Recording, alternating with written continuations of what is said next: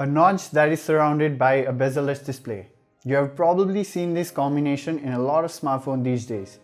Huawei is no different, and you'll see why when I unbox this smartphone.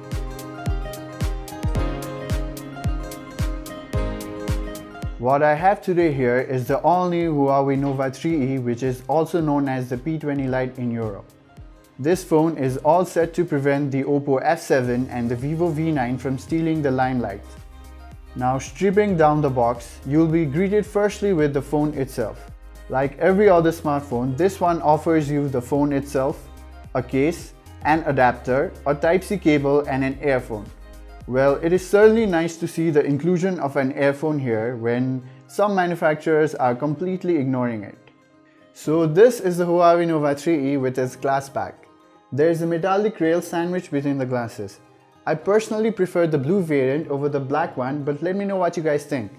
But before you do that, let's just take a moment to look at it shine.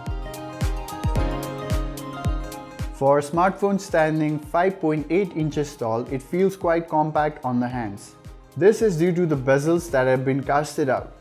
This display has a full HD Plus resolution, and I have to say, it is quite bright. We will be talking more about the display in our full review, so why not hit the bell icon for the updates.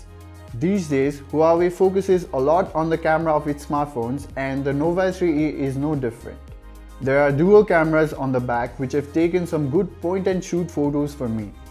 The 2-megapixel lens helps with the depth sensing of images, and the selfies have fared out well, as you can see from the pictures themselves. But my major concern here is the processor.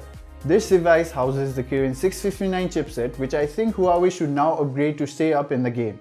The device has performed flawlessly with the couple of applications I have installed. We will test its performance in the full review, of course. The Nova 3E runs on Android Oreo out of the box, which is nice to see. And I think EMUI has now evolved to a version which I have actually grown to like. So the security options on this device is the fingerprint and the face unlock. After using both of the features, I have to say that the fingerprint scanner here is the more faster option.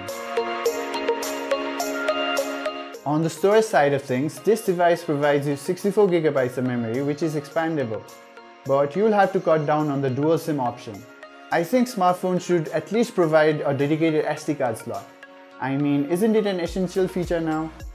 Backing all of this is a 3000 mAh battery, which is the average battery size we see on smartphones right now. The Type-C touch is certainly nice to see, as most of the Nova 3E's competitors still pack in a micro USB slot. I have charged the device once, and with fast charging embedded, it gave me around 76% of charge within an hour. So that's been all about the Huawei Nova 3E. We are coming up with its review shortly, so make sure you are subscribed to our YouTube channel. I am Anuj, and I'll see you next time.